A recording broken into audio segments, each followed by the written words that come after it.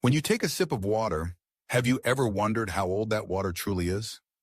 Most of us think of water as something that's constantly moving and changing, flowing from the sky as rain, gushing from our taps, or filling our glasses with ice-cold refreshment.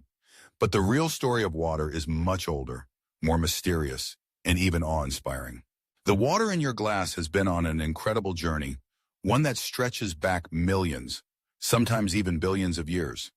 In fact, there's a good chance that every drop you drink has been through countless cycles, touching ancient oceans, towering mountains, clouds, rivers, and even the bodies of dinosaurs. Let's rewind to the very beginning. Scientists believe that much of Earth's water is ancient, dating back to when our planet was first forming, around 4.5 billion years ago. Some of this water likely arrived on Earth locked inside minerals carried by asteroids and comets. These cosmic travelers bombarded our planet, delivering ice and water vapor that gradually accumulated in the deep hollows of its surface.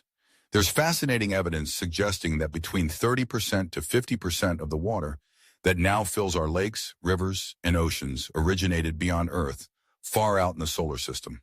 This ancient water, over eons, became part of Earth's vast hydrological cycle, the endless dance of evaporation, condensation, precipitation, and runoff.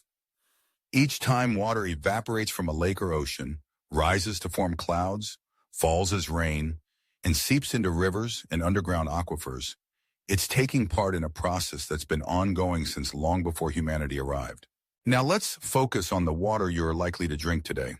In many modern cities, your water could have fallen as rain only weeks ago, filtering quickly underground or making its way through a treatment plant before it reaches your tap.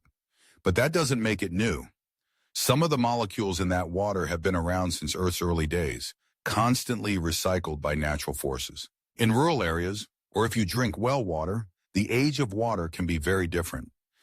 Groundwater stored in aquifers, hidden far below the surface, may have been isolated from the atmosphere for decades, centuries, or even millennia.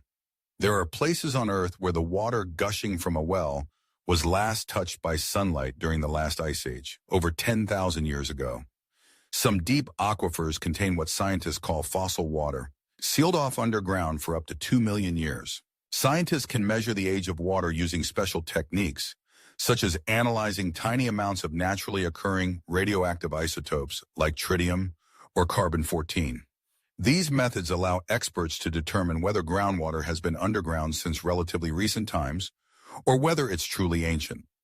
In places like the Sahara Desert, researchers have found productive wells tapping into aquifers of water thought to be over 1 million years old, a direct link to Earth's distant past. But the age of your water isn't just a scientific curiosity. It's connected to issues of sustainability and conservation.